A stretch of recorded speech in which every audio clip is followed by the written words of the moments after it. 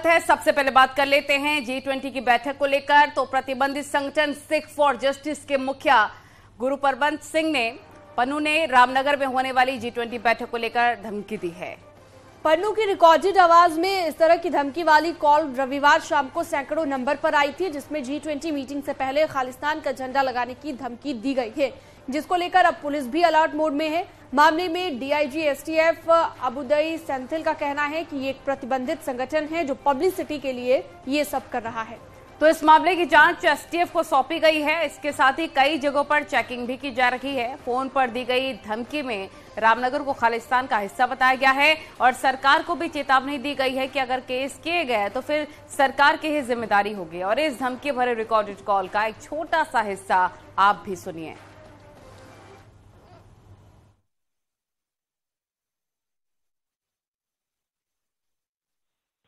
G20 delegates, Ramnagar is not India. Ramnagar is Khalistan.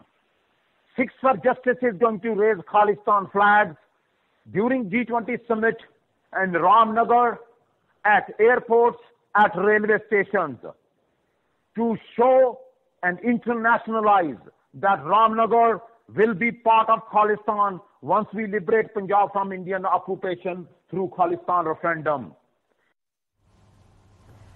तो Ramnagar G20 कार्यक्रम को मिली धमकी के बाद सुरक्षा व्यवस्था सख्त कर दी गई है और पुलिस ने सुरक्षा को लेकर अपनी रणनीति भी बदल दी है। पंतनगर एयरपोर्ट से लेकर रामनगर तक भारी सुरक्षा व्यवस्था की गई है और राज्य और केंद्र की खुफिया एजेंसियां अलर्ट पर हैं। वीवीआईपी रूट को 30 जोन मॉनिटर करते रहेंगे। इसके साथ ही रूट को 6 जोन और 15 सेक्टर में बांट दिया गया है।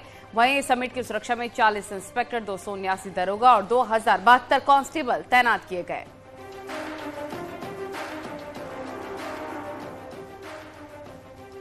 तो रूट को मॉनिटर करते रहेंगे 30 ड्रोन। सख्ती पहले के मुकाबले बढ़ा दी गई है, सुरक्षा और ज्यादा कड़ी कर दी गई है। G20 समिट होना है, उससे पहले 29 मार्च को राउंड टेबल कॉन्फ्रेंस भी रहेगी। 19 देशों के 60 डेलीगेट्स इसमें हिस्सा लेने वाले हैं। तो भव्य तैयारी की जा रही है G20 समिट को लेकर, लेकिन इससे पहले काले झंडे दिखाने की जो धमकी मिली और जो फोन कॉल सभी के पास आई, कई नंबरों पर इसे फॉरवर्ड किया गया। काले कपड़े पहनकर आने पर प्रतिबंध यहां लगा दिया गया है, इसी को देखते हुए, क्योंकि काले झंडे से विरोध जताने की बात यहां पर की गई है इस फोन कॉल में।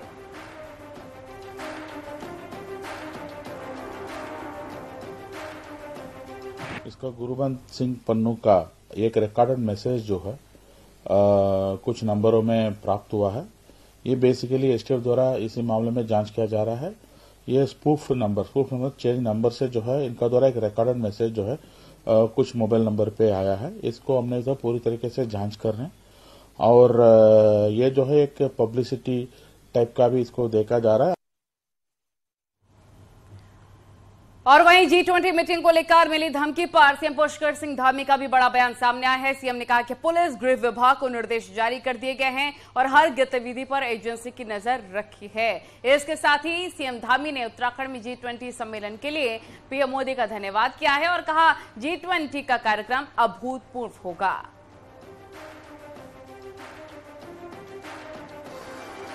पुलिस को पूरी तरह से निर्देशित कर दिया गया है। हमारा पूरा होम डिपार्टमेंट, हमारा पूरा पुलिस मुख्यालय, हमारे सारी सी एजेंसियां उसको पूरी तरह से देख रही हैं और एक एक गतिविधि पर सब पर नजर है। 28 से 30 मार्च के बीच होने वाले G20 समिट के लिए कॉर्बेट नगरी रामनगर तैयार है। विदेशी मेहमानों के लिए सब कुछ सजकर तैयार है। अब ऐसे में सवाल यह है कि आखिर 3 दिनों तक 18 देशों के विदेशी मेहमान आखिर रामनगर में करेंगे क्या? रिपोर्ट देखिए।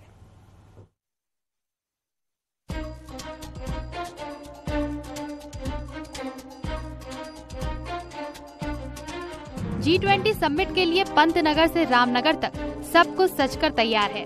28 मार्च को दोपहर बाद जैसे ही भारत समेत 18 देशों के मेहमान पंतनगर एयरपोर्ट पर लैंड करेंगे, उनका स्वागत पारंपरिक टीके के साथ ही उत्तराखंडी टोपी और रंगवाली पिछौड़े के साथ होगा।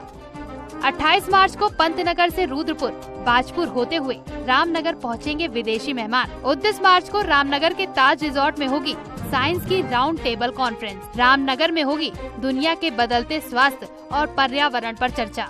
राउंड टेबल कॉन्फ्रेंस में होगी स्वास्थ्य, पशुपालन, वाइल्ड लाइफ और नई बीमारियों पर चर्चा। 29 मार्च की शाम सांस्कृतिक कार्यक्रमों के साथ होगा गाला डिनर। उत्तराखंडी खाने का भी स्वाद लेंगे G20 के मेहमान। राज्यपाल और सीएम पुष्कर सिंह धामी के भी पहुंचने का कार्यक्रम। 30 मार्च को कॉर्बेट घूमेंगे G20 के मेहमान।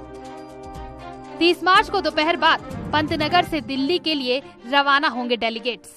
तो हम लोगों ने कोशिश की है कि हम उत्तराखंड के कुजिन को यहाँ पे भी रखेंगे। इंटरनेशनल कुजिन तो हम लोग साथ रखेंगे, लेकिन उत्तराखंड के कुजिन को रखेंगे।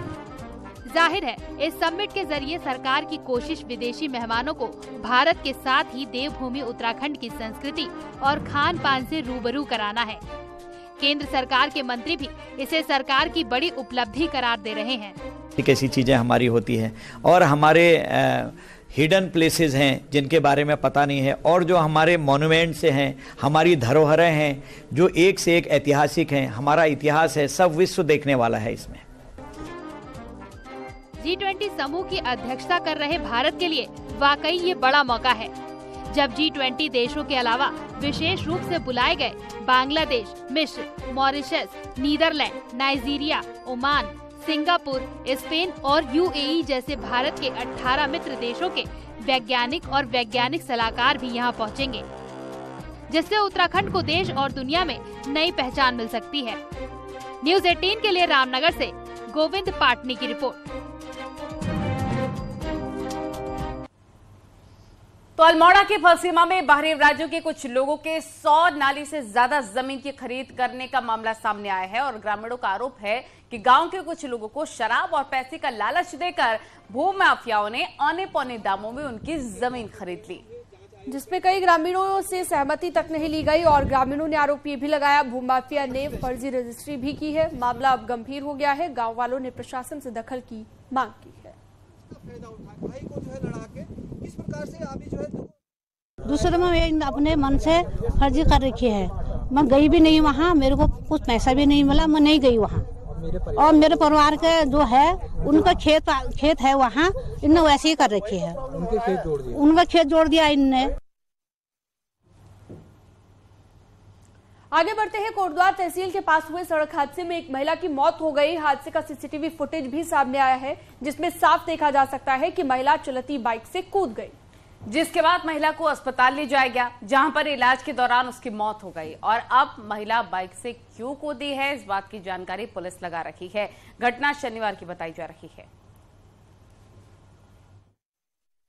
ये मामला ये था, वो महिला ने किसी से लिफ्ट ली तो बाइक से वो क्या कारण रहे वो कूदी। हमारे पास सीसीटीवी फुटेज है, तो परिजनों की तहरीर पे कल शाम उसमें मुकदमा कर लिया है और आगे प्रोसीडिंग चल रही है और प्रथम दृष्टया 304 में FIR दर्ज कर रखी है। बाकी और वहीं हरिद्वार के कनखल पुलिस ने ATM तोड़कर चोरी का प्रयास कर रहे 5 बदमाशों को रंगे हाथों गिरफ्तार कर लिया। बैंक के बाहर लगे ATM के अंदर से ही सभी की गिरफ्तारी की गई। आरोपियों के कब्जे से पुलिस ने तमंचा और ATM तोड़ने के हथियार भी बरामद किए हैं। SSP ने बताया कि कनखल थाने में तैनात 2 चेतक कर्मी गश्त कर रहे थे, तभी उन्हें जगजीतपुर क्षेत्र में लगे PNB के बाहर लगी ATM मशीन में तोड़फोड़ की आवाज सुनाई दी। मौके पर जाकर उन्होंने देखा कि एक बदमाश बैंक के बाहर खड़ा रखवाली कर रहा था, जबकि बाकी 4 ATM तोड़ने का प्रयास कर रहे थे।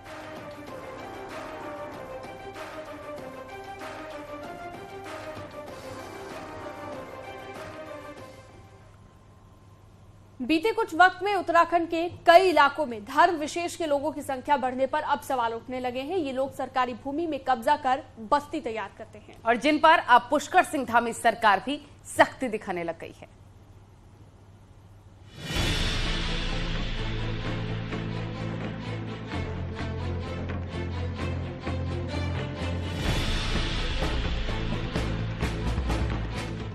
उत्तराखंड में बीते कुछ समय से सरकारी जमीनों पर जमकर अवैध बस्तियां और मजार देखने को मिल रही हैं, जिन पर अब धामी सरकार सख्त है और इन लोगों से सरकारी जमीन खाली करवा रही है।